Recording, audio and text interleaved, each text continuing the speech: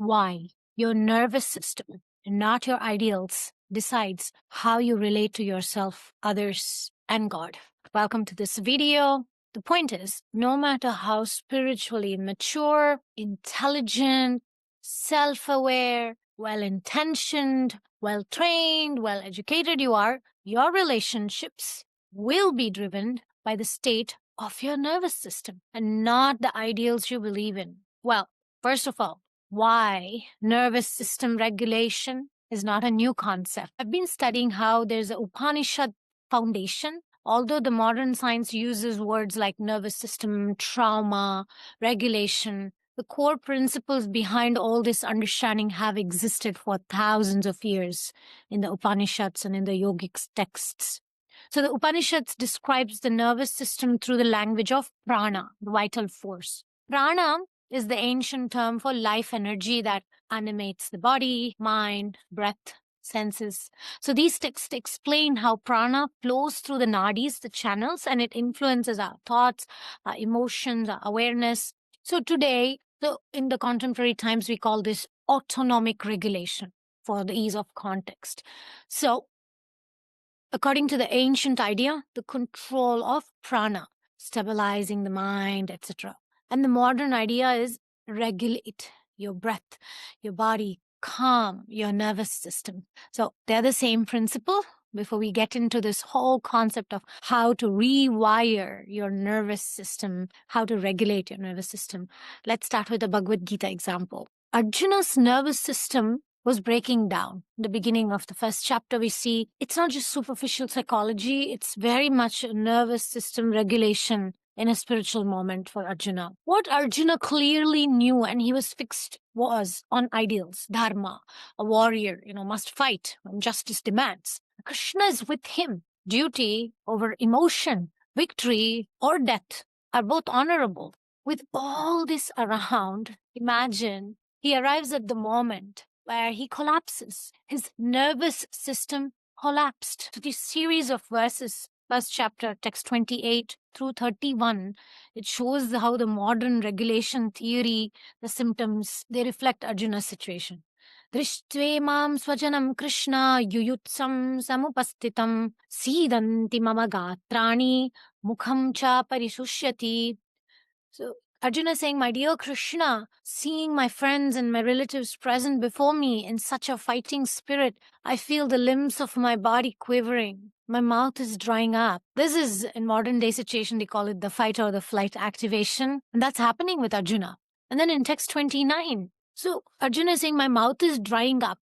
My body is trembling. My hair is standing on end. So these are the symptoms, right? Dry mouth, trembling, sweating, shaking. So if you compare modern day definition of nervous system collapse, this is a sympathetic activation of fight or flight situation. Then Arjuna goes through the sensory overwhelm, right? Panic. So in the text 30 of Bhagavad Gita, Vepatushta sharire me roma harshascha jayate gandivam shramshate hastat tvakchaiva paridahyate. So my whole body is trembling, Arjuna is saying. My hair is standing on end. My bow Gandiva is slipping from my hand and my skin is burning. I mean, here we are talking about the most celebrated warrior, Arjuna. He had defeated many, many Gandharvas, heavenly beings, heavenly warriors. And this person is saying, this personality, most powerful man on earth, is saying, my Gandiva is slipping. Obviously, it's not a question of capacity or physical strength or mystical powers. My bow slips from my hand. My skin burns. I'm unable to stand steady. These are the signs of loss of motor control, burning sensation, disassociation, collapse. Here, Arjuna is entering this freeze, shutdown situation. He's entering the cognitive collapse from the modern perspective of psychology. Even though Arjuna knows his dharma, he cannot access his ideals at this point. Then he says, Nimittani cha pashyami viparitani keshava. I'm now unable to stand here any longer. Arjuna is saying, I do not see how any good can come from killing my own kinsmen in this battle. Nor can I, my dear Krishna, desire any subsequent victory, kingdom, or even happiness. I foresee no good in killing my own people. So at this stage, we see that Arjuna's logic becomes distorted. Fear takes precedence over knowledge here. And this, again, from the modern lens, exactly mirrors what we call as the trauma response. The prefrontal cortex shuts down, and the emotional brain hijacks perception. The nervous system is unable to hold it all together, and there's a nervous system collapse. When your body is in a threat state, fight or flight or freeze, it overrides your value system and what you know, philosophy, spiritual insight, and even your love, commitments. You know what you should do, but you cannot access those ideals. That's why nervous system regulation is important. Your nervous system decides whether you can listen or get defensive, whether you can be honest or hide, whether you can trust or you're going to cling on to something you need to let go, whether you can surrender to God or collapse in fear, whether you can act from dharma or you're going to act from panic. It's that important, my dear friends, to understand the importance of nervous system regulation. And this state, it creates behavior. So state creates behavior. Ideals create aspiration, but only and only regulation creates, you can say, embodiment. So spiritual truths become real only when your body is calm enough to access them.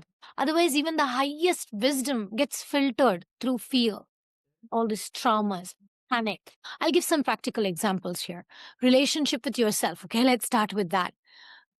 Ideal situation. I want to be patient. I want to be compassionate with myself. That may be the ideal, right? But your nervous system, dysregulated, says fight mode, harsh inner critique. Why can't I get anything done properly? I'm such a bad person. So your ideal will disappear and your body runs the show because nervous system takes control. Second example, relationship with others. I want to communicate calmly, maybe the ideal, right? And the dysregulation is flight mode. You panic when your partner doesn't reply. You send 10 messages, then you feel ashamed, and then you delete it. One example. Your ideal for secure communication will lose to your fear of abandonment. So that's what happens when the nervous system takes control, no matter how much you know, how many trainings you've had. So the third example is relationship with God. Most important. The ideal is I know God loves me unconditionally, but the dysregulation is freeze mode. You feel numb during a prayer. You interrupt silence as rejection. You think that maybe God is displeased with me, and all kind of guilt trips can take over. So your theology may be correct, but your felt sense is colored by your trauma. So this is why even Shastra says that one must come to the mode of Sattva Guna. Because in Sattva Guna, we have clarity before truly remembering God exists and God loves. So a regulated nervous system, essentially sattvic mind. A dysregulated nervous system is rajasic, tamasic at its worst. Then everything collapses. So Krishna, what he does also is co-regulation. What he does, everything Krishna does in chapter 2 is nervous system regulation disguised as, you can say, spiritual teaching, because nervous system regulation is spiritual. So grounding Arjuna in his identity, you are eternal, and the whole philosophy. Slowing his breath through the dialogue, replacing catastrophic thinking, which Arjuna was going through, with dharmic reasoning, helping him separate self from his overwhelming emotions and parts. This is purely our internal family system dynamics. Your emotions are not you. And then calming him with regulation, Sattva Guna, and he preaches a lot about Sattvic consciousness. So once Arjuna's nervous system settles, then the same Arjuna says, I'm confused about my duty, but Krishna, Shishasteham Sadimam Tvam Prapannam. Only after regulation, he's coming to this point of humility and clarity and surrender and relational openness. So the teaching landed after the body calmed, not before. Why? Nervous system regulation. This is the essence of spiritual nervous system work. Regulate, remember, realign, and then you act. So witness where you are. Withhold, align, and then we act. You can't jump steps. Why this matters in real life? See, you cannot outthink your trauma. You cannot trick your nervous system. You must out-regulate it. You cannot out-philosophize it. You cannot out-philosophize your attachment wounds, for that matter.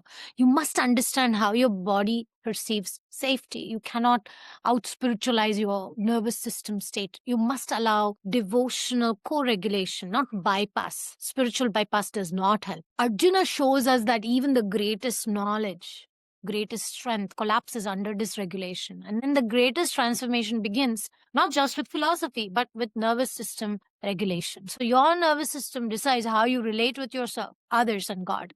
Until you learn to regulate, then all your ideals will just be on a theory level, and relationships are messed out. Fall downs, divorces, people collapsing, over idealization of leaders, and a chaotic society and community. So I hope you find this topic in the series of videos helpful, and I hope this course will be a lifestyle for you, not just any course. Thank you very much. And I am here in South India in Ayurvedic center in the heart of nature to regulate my nervous system as one way, to do certain Ayurvedic treatments that really regulates your Vata, Pitta, and Kapha, regulates your prana, do your pranayama, yoga. All these things actually help us stay more in alignment to our true nature and regulate our nervous system. All right. Thank you very much. Look forward to see you in the next video. Bye, Krishna.